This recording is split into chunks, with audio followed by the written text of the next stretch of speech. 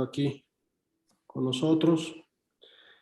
Pues bueno, como les comentaba, tenemos el honor de contar con una nueva escuela que estará el día de hoy con nosotros y la doctora Marta Quirós, que es la profesora titular de esta escuela de Morelia, nos presentarán la plática tromboangiitis obliterante y la está presentando el día de hoy el doctor Pedro Antonio, que les dejo la pantalla y la sesión para que nos puedan presentar.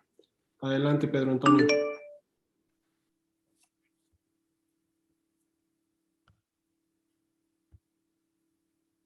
Ahora sí, sí puedes compartir la pantalla. Sí, permítame.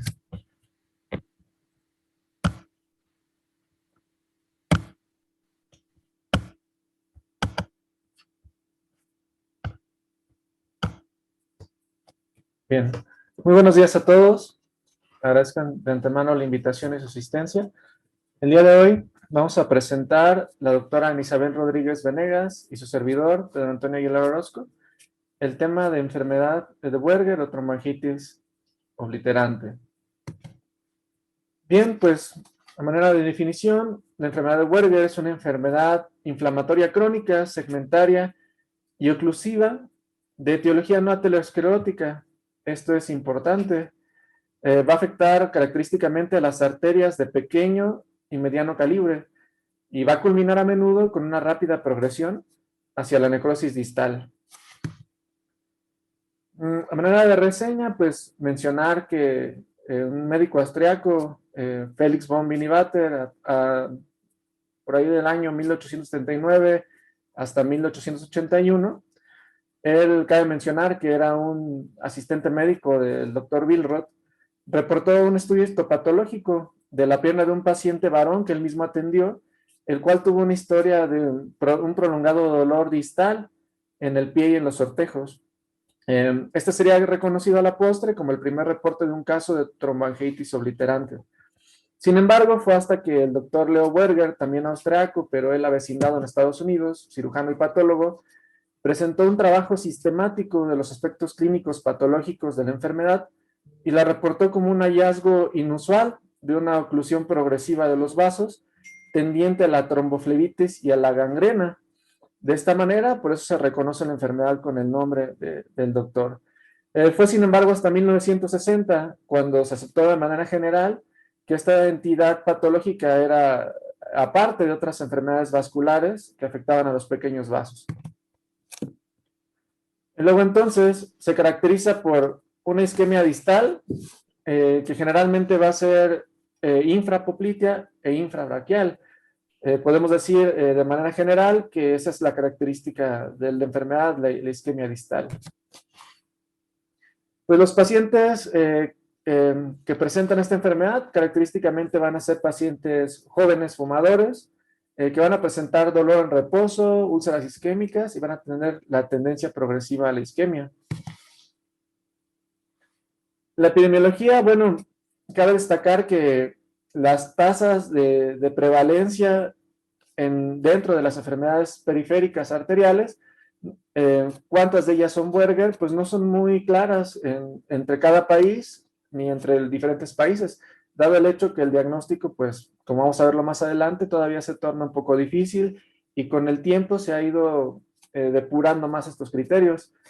Sin embargo, pues vamos a ver que conforme nos acercamos de occidente hacia el este, hay una cada vez mayor una tasa de prevalencia.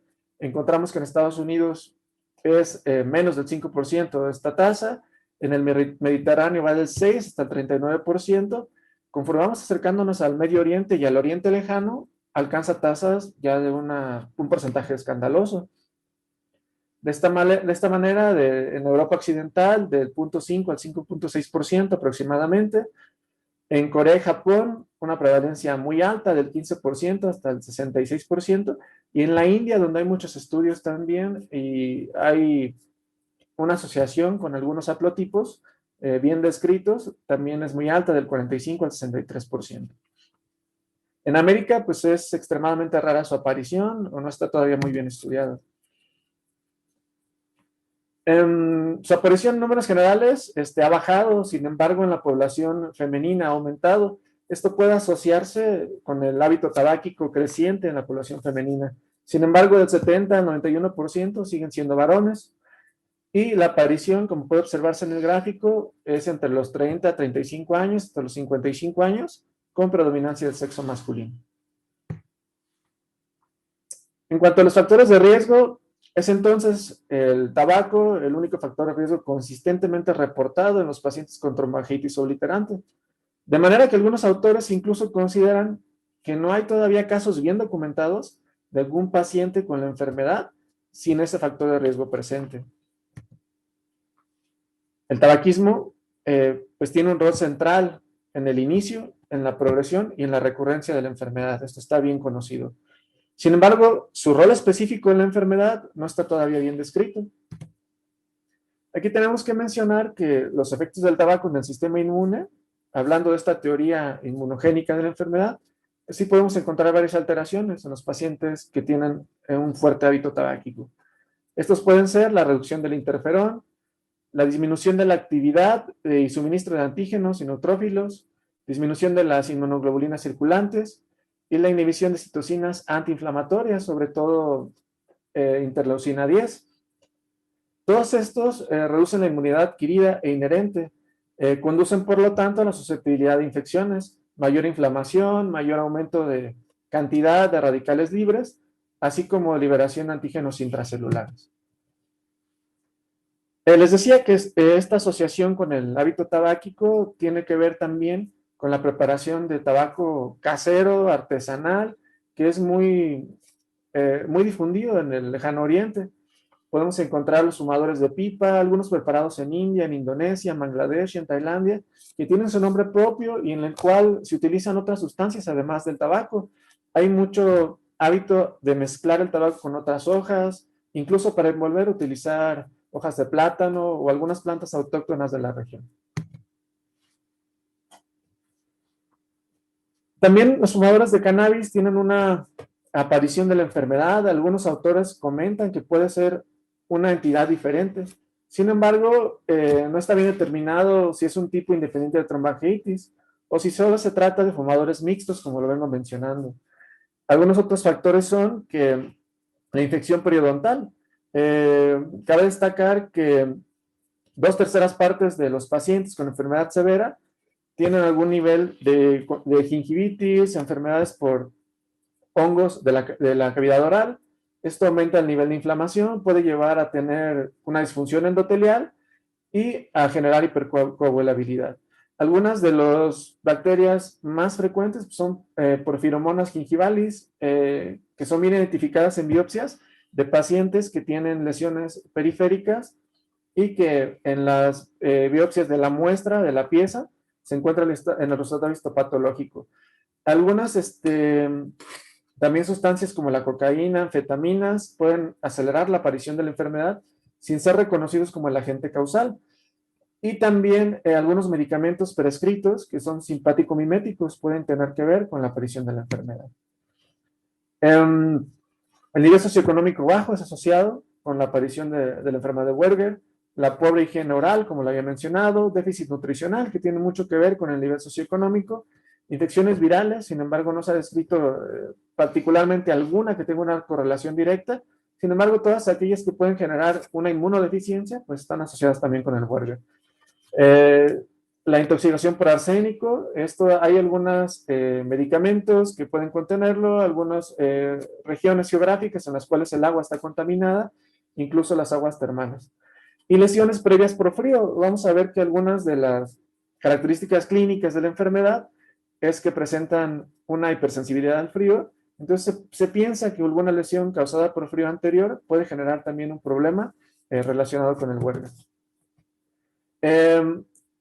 En la etiología hay algunas diferencias que pueden generar la aparición con mayor frecuencia de la enfermedad ya bien estudiadas. Las diferencias étnicas comenzaron a estudiarse dado el hecho de que en Japón, donde hay una prevalencia alta, se presentó en individuos de la misma familia. Esto puede hacer pensar el antecedente genético. Algunos haplotipos del complejo del antígeno mayor histocompatibilidad, sobre todo el 1 y el 9, tienen que ver también con la aparición de la enfermedad.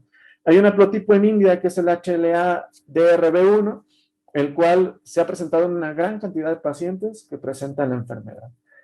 También en la población judía se presentan algunos haplotipos raros.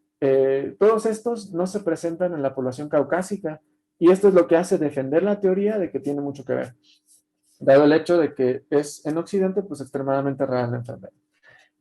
Se piensa entonces que no propiamente esta actividad genética o estos cambios genéticos pueden producir la enfermedad, sino que la interacción del tabaco con estos polimorfismos y con algunas glucoproteínas y su mutación pueden causar entonces sí que la enfermedad aparezca o que sea de una característica mucho más agresiva. Entonces los autores dicen que esta enfermedad pues tiene una etiología probablemente inflamatoria e inmunológica. Una de las dos o ambas. Podemos decir que el incremento de la sensibilidad celular del colágeno está muy bien conocida, sobre todo el colágeno tipo 3. Mayormente complejos inmunes circulantes periféricos a los vasos han demostrado esta hipersensibilidad del colágeno. Todo esto conlleva una hipersensibilidad retardada. Posiblemente también hay un antígeno no todavía identificado relacionado con el tabaco, que pueda ser el causante de la enfermedad. De ahí viene el término de la angitis tóxica, que puede ser que todavía no tenemos bien estudiado. El polimorfismo del G20-210A, que tiene que ver con el factor 2, con la protrombina, tiene que ver también con la aparición de la enfermedad. Incluso el factor 5 Leiden está descrito en algunos casos asociados con severidad. El factor de necrosis tumoral A, la interleucina 1L y algunas interleucinas proinflamatorias, así como la baja producción, la reducción de interleucina 10, son asociados con la aparición severa de la enfermedad. Los altos anticuerpos anticardiolipinas son asociados también con severidad. Sin embargo, los títulos de anticuerpos antiendoteliales pues nos dan una referencia de esta teoría de que es autoinmune. Cuando se encuentran autoanticuerpos, pues hay una invasión vascular de la túnica íntima y de la túnica media, alteración de la vasodilatación dependiente del endotelio y de la baja producción del óxido nítrico, de tal manera que esto va a favorecer el vasoespasmo, el compromiso de la circulación y por consiguiente la producción o la aparición de necrosis predominantemente distal, donde encontramos los pequeños vasos. En relación con la inmunidad, pues vamos a ver que hay componentes del complemento, sobre todo las proteínas C3 y C4, que se han reportado en niveles muy reducidos en pacientes con enfermedad de Buerger. Tiene una asociación estadísticamente significativa con la severidad de la enfermedad. En la fisiopatología, pues bueno, vamos a ver que en estos pacientes tiene un infiltrado inflamatorio segmentario en la pared del vaso. Va a haber la presencia de un trombo inflamatorio intraluminal, el cual va a tener diferentes tipos de organización, depende de las fases patológicas de la misma. Sin embargo, hay una relativa preservación de la arquitectura de la pared del vaso, sobre todo con la preservación de la lámina anástica interna. Esto no quiere decir que el vaso se mantenga indemne, simplemente que la arquitectura se respeta, no cambia su estructura, aunque sí cambia los infiltrados que podemos encontrar en él. Estas bases pues son tres fases ya bien estudiadas: la fase inflamatoria o aguda, la fase intermedia o subaguda y la fase crónica. En la primera fase, que es la fase en la que se desarrollan los trombos inflamatorios en la luz del vaso, hay una gran cantidad de migración de polimorfonucleares, células gigantes multinucleadas, formación de microabscesos, y en esta fase todavía no hay necrosis fibrinoide. Es una fase muy característica y en la cual la mayoría de los resultados de patología pueden determinantemente, valga la redundancia, pueden decirnos con precisión que se trata de una enfermedad de Buerger. En la fase subaguda va a ocurrir una organización progresiva del trombo, en la cual va a haber una recanalización parcial. En esta fase, la respuesta inflamatoria va a ser mediada por linfocitos, sobre todo TCD4 y linfocitos T helper, y una gran cantidad de macrófagos. Va a bajar un poco los polimorfonucleares y los macrófagos van a aumentar. En la fase crónica, es una fase en la cual el infiltrado inflamatorio es prácticamente nulo, puede haber muy poco, y tenemos ya un trombo organizado. Va a haber un aumento en la vascularidad de la túnica media, esta es la característica, fibrosis perivascular, ya hablando de cronicidad, pero en esta fase ya va a ser patológicamente indistinguible de otras enfermedades de las arterias sobre todo. Las características clínicas de los pacientes, pues van a ser pacientes, como lo comentaba, jóvenes, por lo general 45 años o menos. Va a iniciar la enfermedad en arterias y venas distales, seguida de una enfermedad oclusiva arterial próxima, la cual puede o no presentarse. Es una enfermedad que afecta dos o más extremidades y tiene una presentación mayormente durante la época de frío, dado el hecho que se asocia con la hipersensibilidad al frío. Si encontráramos una media de presentación en Oriente Lejano es más o menos a los 34 años. Entonces, ¿con qué frecuencia se presenta esta en las extremidades? Pues en dos extremidades en el 16%, en tres extremidades en el 41%, y va a afectar en el mayor porcentaje incluso a las cuatro extremidades, siendo hasta el 43% de estos pacientes. ¿Cuáles son los signos y síntomas que se presentan en el paciente que acude por primera vez a atención médica? Pues los que hemos venido escribiendo, que es sobre todo la hipersensibilidad al frío, el dolor en reposo distal, las úlceras distales, la gangrena y la flebitis, que es una característica clínica descriptiva de esta enfermedad y muy característica, van a aparecer con mayor frecuencia. Entonces, la trombofiletis migratoria superficial, que se presenta del 40 al 65% de los pacientes, puede ser la manifestación más temprana de la enfermedad. Son nódulos sensibles que siguen una distribución venosa con frecuencia paralela a la actividad de la enfermedad arterial. Esta lo va a distinguir de otras enfermedades oclusivas de las arterias. Puede presentarse antes del dolor y mucho antes de la disquemia distal. Entonces es importante buscarla intencionadamente y darnos cuenta de que puede ser característica de la enfermedad de Buerger. En esta tabla pues, se refleja la frecuencia de aparición de los signos y síntomas de la enfermedad de Buerger, siendo los resultados más o menos constantes en diversos estudios, por eso decidí incluirla. La sensibilidad al frío, que puede deberse al aumento de la actividad simpática o simpático-mimética, es bien característica y se presenta junto con armonías del pulso, que a veces no encontramos tan fácilmente en la consulta externa, y con la claudicación, así como el dolor en reposo.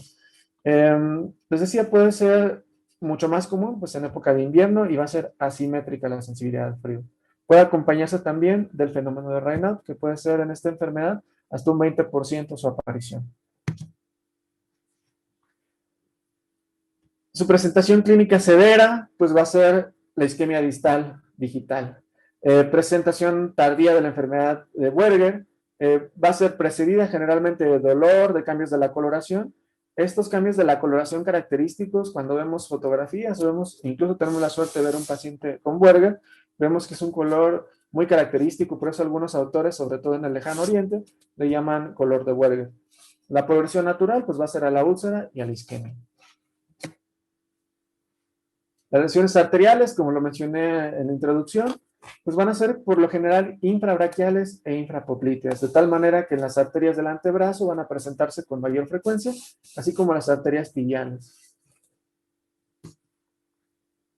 Su progresión, pues, cuando se trata de la progresión hacia los grandes vasos, que puede o no presentarse, pero nunca puede presentarse sola, va a ser siempre empezando por las pequeñas arterias y venas, va a presentar el paciente claudicación, la cual puede confundirse con una patología ortopédica, porque es mucho más frecuente, básicamente. El dolor en los brazos, que también ante la actividad, que también podemos llamar claudicación de los miembros superiores, pues son característicos en esta etapa. Si la encontráramos únicamente la afección de grandes vasos sin afección distal, tendríamos que pensar en otra causa primero. Se ha reportado, sin embargo, pues en arterias cerebrales, en arterias coronarias, torácicas internas, renales, mesentéricas. Prácticamente la enfermedad no tiene límites al presentarse en ninguna arteria ni vena de la economía. Sin embargo, es importante reconocer que hay que pensar en otras causas, en enfermedades diversas, antes de pensar en Buerger. El dolor articular, pues puede presentarse, no es característico de las grandes articulaciones. Puede presentarse en muñecas, rodillas, durar meses antes o incluso años antes de progresar a la isquemia. En este caso se va a diferenciar de enfermedades propias del cartílago o del hueso, porque no conducen hacia la artropatía erosiva. Es decir, en unas radiografías no vamos a encontrar las características de lesiones de sacabocados que podemos encontrar en otras lesiones propiamente articulares. Las anomalías sensoriales, por otro lado, pues se presentan hasta un 70% de los casos. No es posible que nosotros con la mera exploración física podamos distinguir la enfermedad de Buerger de otras enfermedades. Sin embargo, tenemos que pensar siempre hacer una exploración física completa como en cualquier otro paciente. La búsqueda intencionada de nódulos superficiales, ya que como lo he mencionado, son muy sugestivos de la tromboangiitis obliterante. Buscar signos francos de isquemia, preguntar al paciente sobre la sensibilidad al dolor, ya que se presenta con mucha frecuencia, y no olvidar que puede superponerse una enfermedad aterosclerótica. Claro que el grupo de edad del Buerger es en pacientes mucho más jóvenes, pero no excluye la aparición de una enfermedad provocada por, en este caso, sí, aterosclerosis. En la exploración física, pues vamos a buscar el índice tobillo-brazo, valorar muy bien las presiones segmentarias, hacer la prueba de Allen. Estas pruebas, ninguna de ellas es concluyente por sí solas, ya que recordemos también que la vasculatura distal es la que mayormente se va a afectar.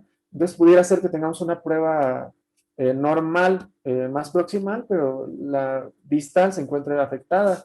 De tal forma que una prueba de Allen positiva en un joven fumador es cuando nos puede orientar más a hacer ya como tal parte de nuestra exploración física de una enfermedad de Buerger. Tomamos en cuenta también algunos aspectos sociales. Algunos autores comentan que el paciente con Buerger prácticamente cumple estos factores de un estatus socioeconómico bajo, el tipo de personalidad Buerger, que se refiere a un paciente ansioso, manipulador, con tendencias autoagresivas, autodestructivas, tendiente a la negación y la negligencia, un paciente que minimiza su enfermedad, que no quiere recibir el tratamiento y que le cuesta mucho trabajo dejar de fumar.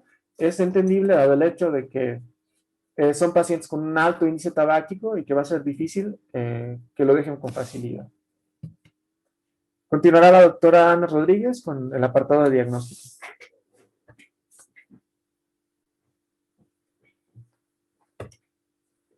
Hola, buenos días. Continuando con el abordaje diagnóstico, es importante mencionar que el diagnóstico pues es realmente un desafío, ya que no existe unos criterios que sean universalmente aceptados. En el año de 1998 se realiza la primera descripción de los criterios clínicos de Shenoya, los cuales ellos mencionan 5 criterios que son importantes. El paciente que tenga un antecedente o una historia de tabaquismo, que el inicio de la sintomatología sea antes de los 50 años, que presente oclusión arterial infrapoplítea, que tenga afectación de extremidades superiores o flebitis migrans, y pues que presente ausencia de factores de riesgos ateroscleróticos distintos del tabaquismo. Lo que refieren en el artículo o en la primera descripción, que para poder realizar un diagnóstico clínico seguro, se deben de cumplir los 5 criterios antes mencionados. Sin embargo, de acuerdo a la nueva actualización del UpToDate en el 2021, ellos refieren que los criterios que son más frecuentemente utilizados son los criterios de Olin, en los cuales, a diferencia de los criterios de Shenoya, no nada más abordan la parte clínica, sino que también es predominantemente un diagnóstico de exclusión. Por lo tanto, Olin describe estos criterios en el año 2000, en el cual refiere que es importante que la presentación sea antes de los 45 años, que tenga el antecedente actual o reciente de consumo de tabaquismo, que tenga la presencia de isquemia de las extremidades, que se va a estar manifestado con dolor, claudicación, isquemia, presencia de úlceras, y que además descartemos la presencia de enfermedades autoinmunes o embólicas, causas de embólicas proximal, y que tengamos hallazgos arteriográficos típicos de enfermedad. Continuando con lo que es parte de la revisión de las pruebas vasculares, como mencionó anteriormente mi compañero, Sí, es importante mencionar que va a existir, en cuanto a la medición de presiones segmentarias, se van a encontrar que van a estar reducidas de forma distal, recordando que la afección va a ser principalmente infrabraquial e infrapopltea. Y es importante mencionar que la presencia de un índice tobillo normal no descarta o no excluye el diagnóstico de una trombogenitis obliterante. En cuanto a los estudios de laboratorio, es importante mencionar que no existe un estudio de laboratorio que realmente sea específico para el diagnóstico. Es importante realizar una serie de estudios para poder, como mencioné anteriormente, excluir otras causas que puedan dar la clínica o las imágenes sugestivas. Por lo tanto, es importante realizar reactantes de fase aguda. Es importante mencionar que la presencia de un PCR, de una velocidad, una BCG, pueden ser normales o pueden ser ligeramente elevados en esta patología. También tenemos que realizar marcadores inmunológicos, como cuáles, pues medir los niveles de complemento, factor reumatoide, anticuerpos antinucleares, anticentrómero, crioglobulinas. Y pues deben de estar negativos para excluir otras causas. Y es importante complementar con un panel toxicológico que incluya anfetaminas, cocaína y cannabis, ya que dan imágenes sugestivas o parecidas a dicha enfermedad. En cuanto a los hallazgos angiográficos, es importante mencionar que son hallazgos sugestivos, pero no son considerados patognomónicos. Por lo tanto, este método, a pesar de que tiene hallazgos muy sugestivos de enfermedad, no es considerado un estándar de oro. ¿Qué hallazgos sugestivos podemos encontrar? Pues tienen que ser lesiones oclusivas segmentarias, que no tengamos la evidencia de aterosclerosis, que presentemos una enfermedad que sea más severa de forma distal y la evidencia de colateralización alrededor de las áreas de oclusión.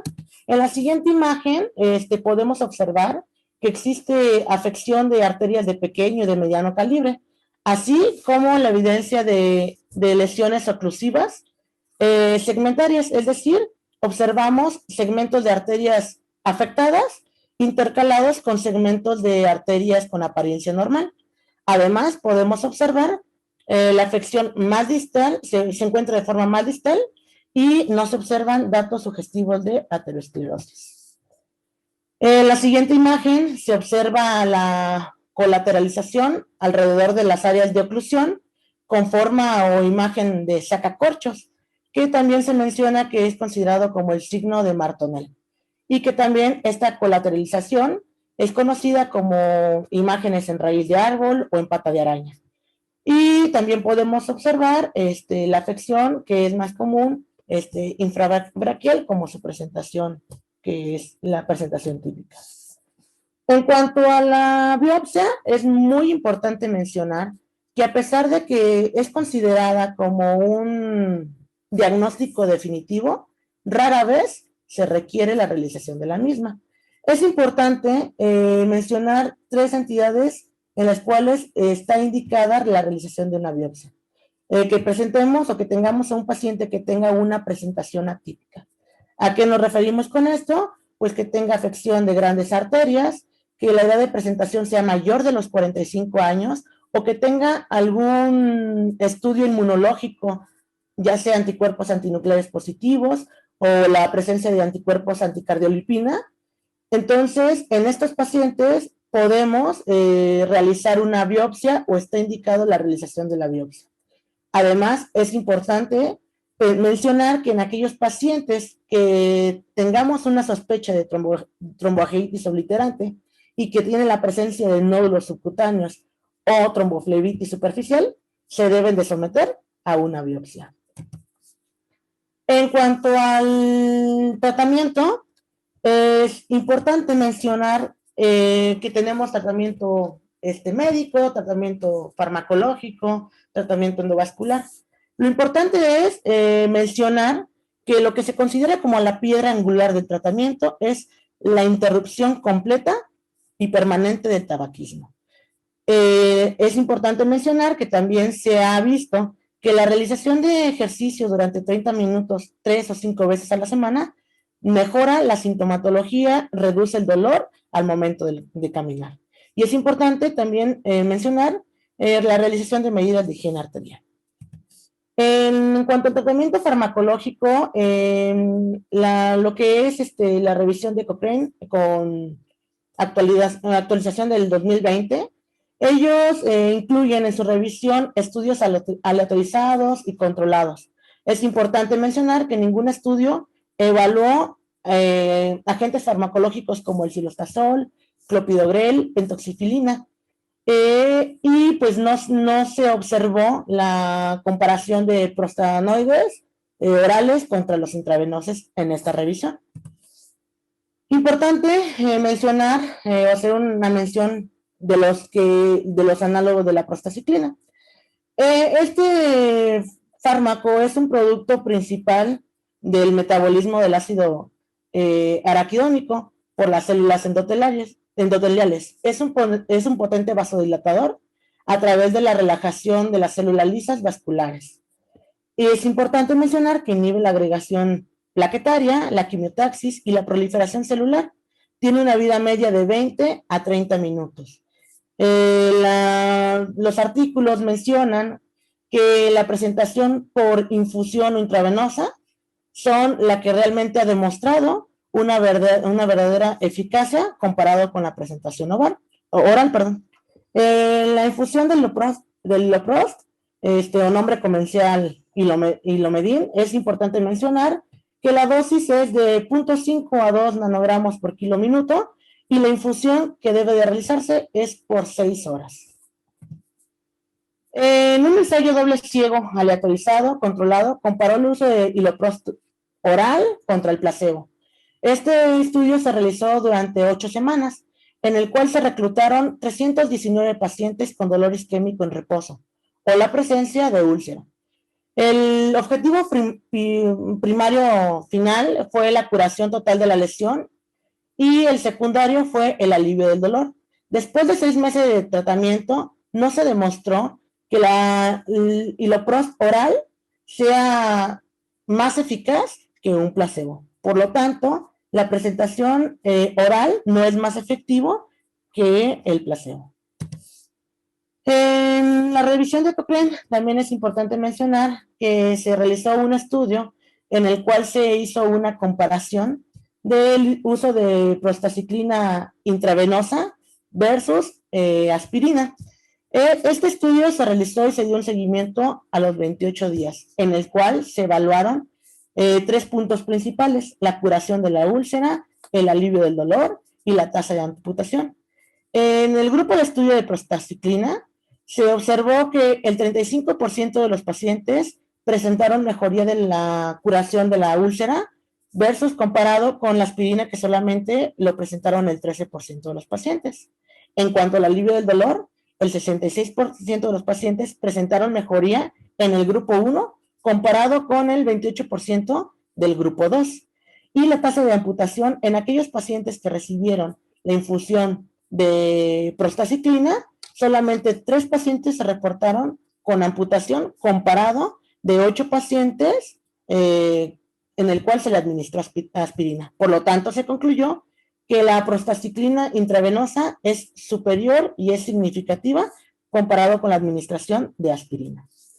Además, este estudio también, Cochrane, realizó la revisión de la comparación de prostaciclina administración intravenosa contra prostaglandina. El estudio, de igual manera, comparó la mejoría o la curación de la úlcera, así como el alivio del dolor a los 28 días del inicio del tratamiento.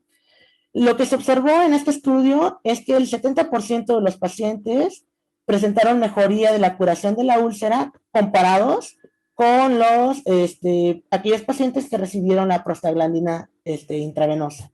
Y la mejoría del dolor se observó en el 50% de los pacientes que se les administró prostaciclina comparado con los que se les administró prostaglandina. Por lo tanto, se concluyó que la prostacyclina es mejor. Sin embargo, aún faltan estudios de calidad que avalen dichos resultados. También esta revisión realizó una comparación de la administración de prostacyclina vía oral versus el placebo.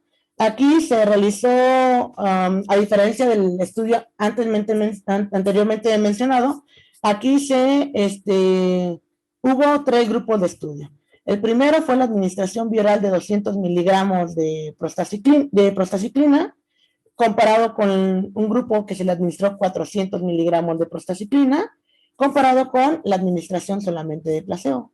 Los objetivos primarios fueron la curación de la úlcera y secundarios pues fue el alivio del dolor. Los resultados que se obtuvieron es que en aquellos pacientes que se le administró prostacyclina de 200 miligramos a los 28 días, solamente el 19% reportaron curación de la úlcera. Aquellos que se les administró 400 miligramos, solamente el 15% presentaron mejoría de la úlcera, comparado con aquellos que se les administró placebo, en el cual el 17% presentó mejoría de la úlcera. En cuanto al alivio del dolor, en la presentación en el grupo 1, solamente el 39% presentaron mejoría de la sintomatología, en el grupo 2 el 38% y en el grupo 3 el 34%. Por lo tanto, el estudio concluyó que la presentación vía oral no es más eficaz que la administración de un placebo. Están descritos también los inhibidores de la fosfodiesterasa, así como el cilostazol. Sin embargo, lo único que se ha encontrado en la poca evidencia que tenemos es que es efectivo solamente para mejorar la úlcera isquémica en pacientes en los cuales tenemos una presentación o una isquemia refractaria. Cochrane realiza también una comparación en cuanto a la realización de simpatectomía comparado con los análogos de la prostacyclina. En este estudio se incluyeron 162 pacientes, en los cuales 84 se les administró tratamiento médico y en el 78 pacientes se les administró un tratamiento quirúrgico. Aquí se evaluaron la mejoría del dolor a las 4 semanas y a las 24 semanas.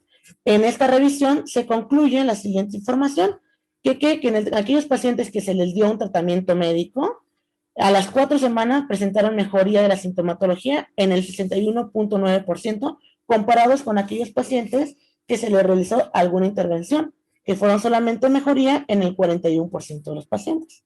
A las 24 semanas, en aquellos pacientes que se les administró tratamiento médico, tuvieron mejoría en el 85.3%, comparado en aquellos pacientes que se les realizó simpatectomía, que solamente presentaron mejoría en el 52%. Por lo tanto, concluye que la administración de tratamiento médico es más efectiva para mejorar la sintomatología comparado con la realización de una simpatectomía. En cuanto al tratamiento endovascular, se realizó un estudio retrospectivo que fue realizado de abril 2012 hasta junio 2017, en el cual solamente se incluyeron 13 pacientes.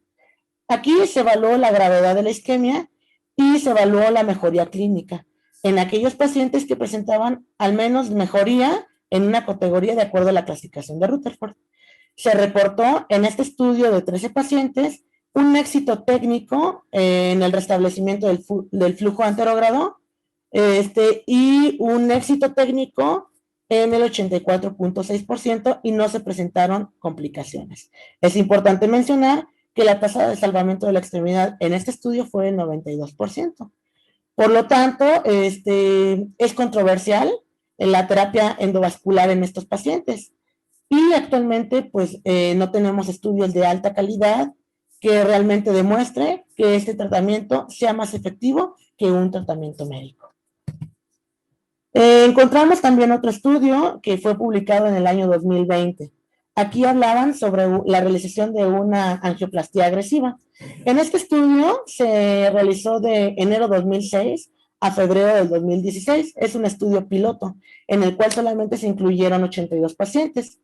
52 pacientes se les realizó un procedimiento endovascular, comparados con 30 pacientes que solamente se les realizó un tratamiento médico.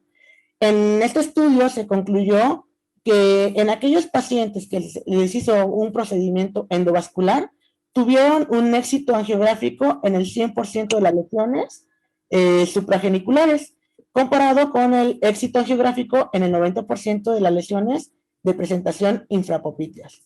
En el grupo endovascular mostró mejoría significativa en un tiempo de curación de úlcera a los 6 meses. Y es importante mencionar que el índice tobillo-brazo mejoró de forma significativa. Antes del procedimiento tenían un índice tobillo-brazo en promedio de 0.54.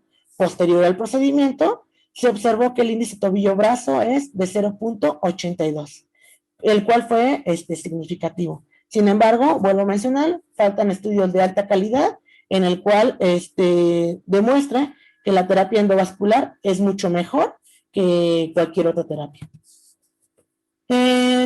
También Cochrane realiza una revisión en cuanto a lo que es la terapia de células madre.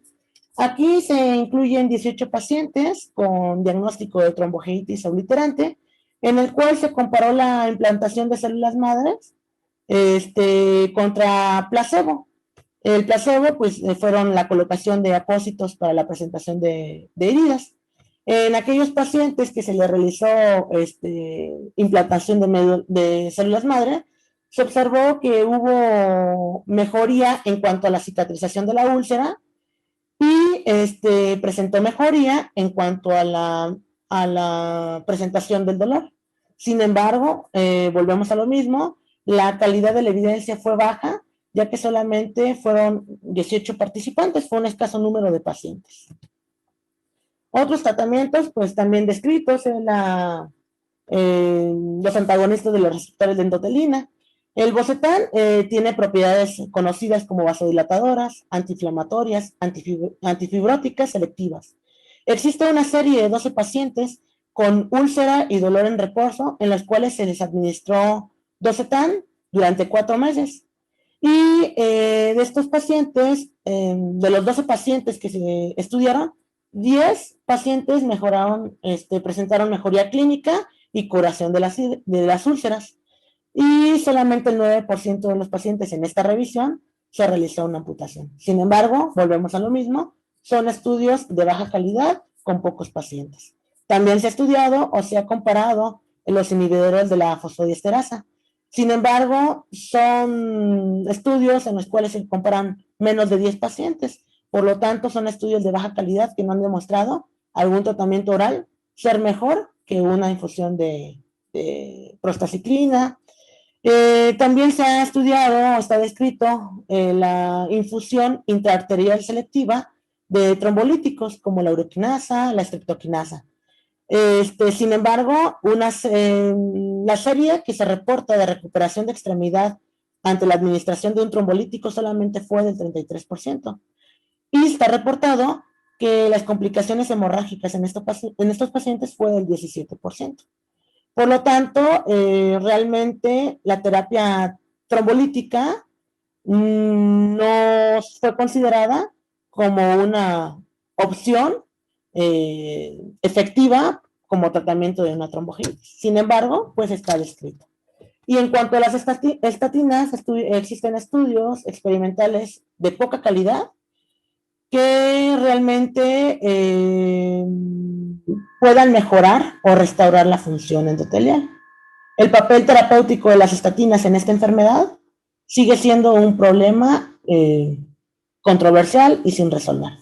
Es importante mencionar que la piedra angular es la suspensión del tabaquismo. Ya está demostrado que si el paciente, a pesar de que le administres un tratamiento médico, endovascular, quirúrgico, células madres, si el paciente no deja de fumar, el tratamiento no va a ser efectivo. Entonces, lo que se considera como piedra angular en tratamiento es el cese y la interrupción del tabaco. Y por nuestra parte, pues sería.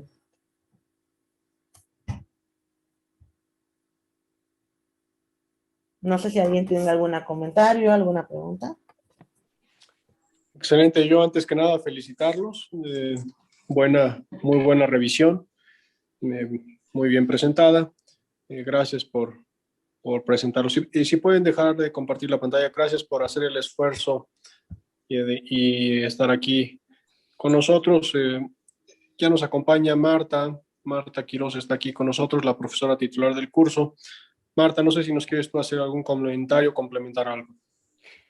Muy bien, pues primero agradecer el esfuerzo que hace toda la sociedad, el doctor Hinojosa, felicitar a los muchachos, creo que lo están haciendo bien.